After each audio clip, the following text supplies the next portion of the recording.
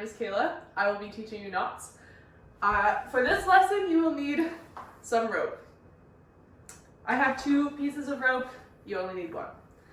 So I'm going to teach you the knots that we teach at SALT, the Sail and Life Training Society. So if you've sailed with SALT, you've done this knots lesson before. If you haven't sailed with SALT, then buckle up. You're about to learn some cool new knots. So I'm going to teach you 6 knots. I'm going to teach you how to tie them, what they're called, and what they're for. And luckily this is a video, so if you get lost, you can just rewind and play it again. The next knot we're going to do is called a sail tie. Now, a sail tie is used as a quick release knot. So it's used for all sorts of things, not just tying sails. It can be used to tie shut deck boxes. It can be used to lash down covers on Zodiacs, all sorts of things. So anytime you want a quick release knot, a sail tie is going to be a good bet.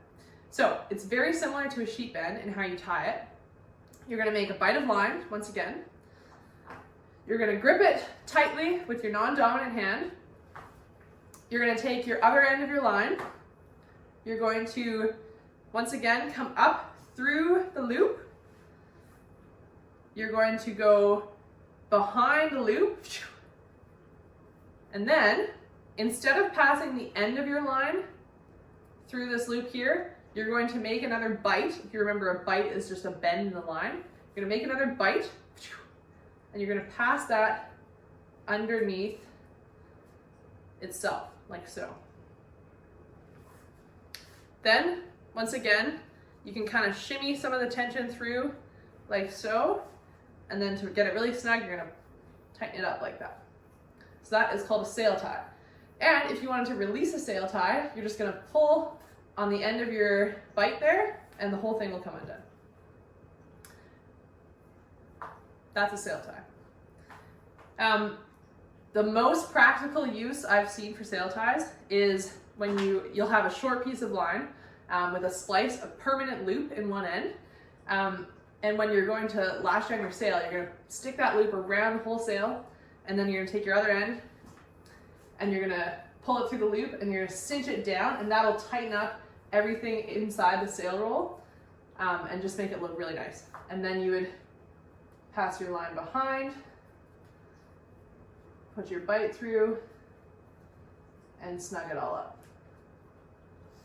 So that's when I've seen sail ties used the most, but they're used for all sorts of things. So I'll show you that one more time.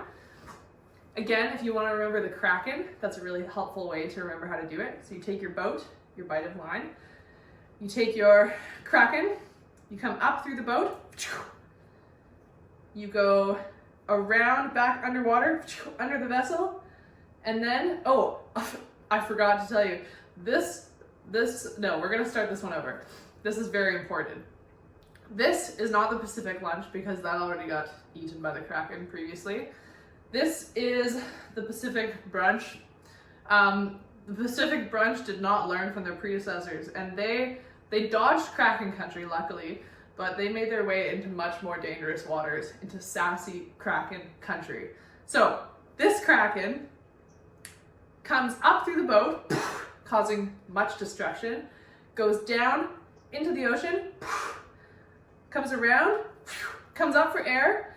Now, before the Kraken tucks its head under its belly, it does something catastrophic, I would say. It does a sassy hair flip, like so.